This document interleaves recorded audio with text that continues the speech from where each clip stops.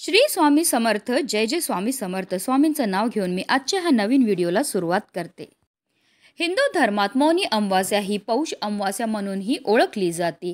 ही अमावास्या स्नान आणि दानासाठी अत्यंत महत्त्वाची आहे. भगवान विष्णूच्या पूजेबरोबर पितरांना नैवेद्य दाखवण्यासाठी आणि पिंडदानासाठी विशेष मानली जाते. यंदा 29 जानेवारीला म्हणजेच बुधवारी मौनी अमावास्या असणार आहे. मौनी अमावास्येला त्रिवेणी योगासह अनेक शुभ संयोग तयार झाल्याने या अमावास्येचे महत्त्व अधिक वाढले आहे. महाकुंभ मेळ्याचे दुसरे शाही स्नान या दिवशी असणार आहे. यंदा मौनी अमावास्येला सूर्य, बुध आणि चंद्र मकर राशीत असल्यामुळे त्रिवेणी योग तयार होईल. तसेच यासोबतच गुरुची 9वी दृष्टी या सर्वांवर असणार आहे. शुक्र मीन राशीत असल्याने मालव राजयोग तयार होईल. श्रवण नक्षत्राचा शुभ संयोग जुळून आला आहे. तसेच बुधादित्य राजयोग देखील तयार होईल. तसेच मौनी अमावास्येला पिंडदान आणि तर्पण केल्याने पितरांना मोक्ष प्राप्त होतं. हे कर्म पितृदोषापासून मुक्ती देणारं आणि घरात सुख समृद्धी टिकवून ठेवण्यास सहाय्यक ठरतं. मौनी अमावास्येला गंगा व इतर पवित्र नद्यांमध्ये स्नान करणे अत्यंत फलदायी मानले जाते. मौन व्रत केल्याने व्यक्तीचे सर्व प्रकारच्या पापातून सुटका होते. मौनी अमावास्या फक्त पितरांच्या तृप्तीसाठी नाही तर हे आत्मशुद्धी आणि आध्यात्मिक साधनेसाठी देखील एक पर्व आहे. मौन व्रत आणि ध्यान केल्याने आत्म्याला शांती मिळते. या दिवशी केलेले प्रत्येक शुभ कार्य अनेक पटीने फलदायी ठरते. आणि म्हणूनच आपल्याला या दिवशी पूजा तर करायची, सेवा तर करायची, पण त्याचबरोबर काही प्रभावी उपाय सुद्धा करायचे आहेत. आणि म्हणूनच आपल्याला मौनी अमावास्येच्या दिवशी सकाळी उठल्याबरोबर घराच्या उंबरठ्यावर ही एक वस्तू ठेवायची. ही वस्तू ठेवल्यामुळे आयुष्याचं सोनं झाल्याशिवाय राहणार नाही. आपल्या कुटुंबाची, आपल्या मुलांची, आपल्या पतीची भरभरून अशी प्रगती होणार आहे. अतिशय प्रभावी असा हा उपाय आहे, ज्याबद्दल सविस्तर आणि महत्त्वाची अशी माहिती मी तुम्हाला या व्हिडिओमध्ये देणार आहे. तर व्हिडिओ पूर्ण पहा. आणि जर तुम्ही माझ्या चॅनलवर नवीन असतील तर चॅनलला सबस्क्राईब करा आणि शेजारी बेल आयकॉनसुद्धा प्रेस करा, जेणेकरून तुम्हाला माझ्या नवनवीन व्हिडिओचं नोटिफिकेशन हे मिळत राहील आणि तुम्ही एक पण व्हिडिओ मिस करणार नाही. आणि कमेंटमध्ये ओम नमो भगवते वासुदेवाय लिहायला अजिबात विसरू नका.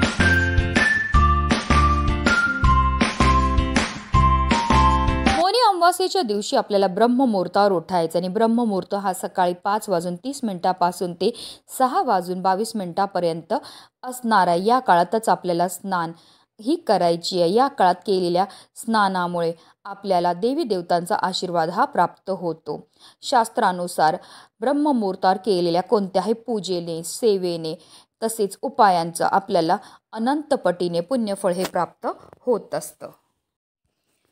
पूर्वजांच्या सदोष कर्माची फळं त्यांच्या वंशजांना भोगावी लागतात. यालाच पितृदोष असे म्हणतात. ज्योतिषशास्त्रानुसार आपल्या जीवनात अनेक प्रकारचे दोष असतात. त्यापैकी एक म्हणजे पितृदोष. ज्या व्यक्तींचे पूर्वज सुखी नसतात त्यांच्या कुंडलीत हा दोष तयार होतो. दरवर्षी येणाऱ्या पितृपक्षात पितरांचे श्राद्ध न केल्याने, श्राद्धविधीत भाग न घेतल्याने आणि पितरांच्या आत्म्याच्या शांतीसाठी पूजा न केल्याने हा दोष प्रबळ होतो आणि सर्व प्रकारच्या समस्या जीवनामध्ये निर्माण होतात. या दोषामुळे कुटुंबात अस्वस्थता, प्रगतीत अडथळे, अचानक आजारपण, संकटे, संपत्तीची कमतरता, सर्व सुखसोयी असूनही मनातील असंतोष इत्यादी अडचणी येतात. तसेच आपल्या मुलांच्या जीवनामध्ये सुद्धा अनेक प्रकारच्या समस्या निर्माण होतात. म्हणजे मुलं अचानक आजारी पडतात, हट्टीपणा करतात, चिडचिड करतात, केलेला अभ्यास लक्षात राहत नाही. बऱ्याच आपली मुलं खूप शिकलेली आहेत पण त्यांना मनासारखी नोकरी प्राप्त होत नाही. त्यांच्या विवाह जुळण्यामध्ये समस्या येतात, संतान प्राप्तीमध्ये समस्या येतात. आणि जर तुमच्या जीवनामध्ये सुद्धा अशा प्रकारच्या समस्या निर्माण होत असतील तर आवर्जून तुम्हाला हा प्रभावी उपाय जो आहे तो करायचा आहे. आणि म्हणूनच आपल्याला मौनी अमावास्येच्या दिवशी ब्रह्ममुहूर्तावर उठायचं आहे आणि त्यानंतर आंघोळ करायची. आंघोळ करताना आवर्जून त्यामध्ये चिमूटभर काळे तीळ तसेच गंगाजल टाकून स्नानही करायची आहे. त्यानंतर आपल्याला स्वच्छ वस्त्र हे परिधान करायचे आहेत. पण या दिवशी चुकूनही आपल्याला काळ्या रंगाचे वस्त्र हे परिधान करायचे नाही. तसेच या दिवशी आपल्याला आपल्या घराची स्वच्छता करायची आहे. आपल्याला आपल्या घराची जी लादी आपण पुसणार आहे त्यामध्ये थोडंसं पाण्यामध्ये आपल्याला गंगाजल, गोमूत्र आणि चिमूटभर हळद टाकायची आणि या पाण्यानेच आपल्याला घराची फरशी ही स्वच्छ करून घ्यायची आहे. तसेच आपलं मुख्य प्रवेशद्वार आणि उंबरठासुद्धा आपल्याला स्वच्छ करून घ्यायचं आहे. त्यानंतर आपल्याला एक तांब्याच्या कळशामध्ये स्वच्छ पिण्याचं पाणी हे भरून घ्यायचं. त्या पाण्यामध्ये आपल्याला थोडंसं गंगाजल आणि चिमूटभर हळद ही टाकायची आणि असं हे जल जे आहे ते आपल्या उंबरठ्यावर आपल्याला शिंपडायचं. तसेच उंबरठ्याच्या बाहेरसुद्धा आपल्याला शिंपडायचं आहे. कारण असं म्हटलं जातं की अमावास्येच्या दिवशी आपले पितृ मृत्यू लोकातून ह्या भूतलावर येतात आणि ते आपल्या उंबरठ्यावर येत असतात आणि जेव्हा आपण असं हे जल आपल्या मुख्य प्रवेशद्वाराच्या उंबरठ्यावर शिंपडतो तर त्यामुळे ते जल जे ते ग्रहण करत असतात आणि ते तृप्त होतात आणि आपल्याला सुखी संसाराचा आशीर्वाद देत असतात. हा उपाय केल्यामुळे पितृदोषापासून आपल्याला मुक्तता हे मिळत असते. तसेच उंबरठ्याच्या बाहेर जे जल आपण शिंपडतो त्यामुळे आपल्या घरामध्ये कोणतीही नकारात्मकता किंवा कोणतीही वाईट शक्ती प्रवेश करत नाही. त्यानंतर आपल्याला आपल्या मुख्य प्रवेशद्वाराच्या उंबरठ्यावर हळदीचं लेपन सुद्धा करायचं आहे. हळदीचं लेपन करताना हळदीमध्ये आपल्याला गोमूत्र टाकायचं आहे. हळद ही माता लक्ष्मीला आकर्षित करते आणि गोमूत्र हे गंगेसमान पवित्र असतं. तसेच उंबरठ्याच्या बरोबर मधोमध आपल्याला कुंकवाने एक स्वास्तिक सुद्धा काढायचं आहे. स्वास्तिक जे काढणार आहे ते व्यवस्थित काढा. त्यामध्ये 4 बिंदू तसेच कडेला 2-2 ज्या रेषा असतात त्या आवर्जून द्यायच्या आहेत, कारण त्या रेषा ज्या असतात त्या स्वास्तिकच्या मर्यादा आहेत. स्वास्तिक हे श्री हरिविष्णूंचं आसन आहे. स्वास्तिक हे मांगल्याचं प्रतीक आहे. तसेच स्वास्तिकला माता लक्ष्मीचं स्वरूपसुद्धा म्हटलं जातं. आपल्याला एक स्वास्तिक आपल्या मुख्य प्रवेशद्वारावर सुद्धा काढायचं आहे.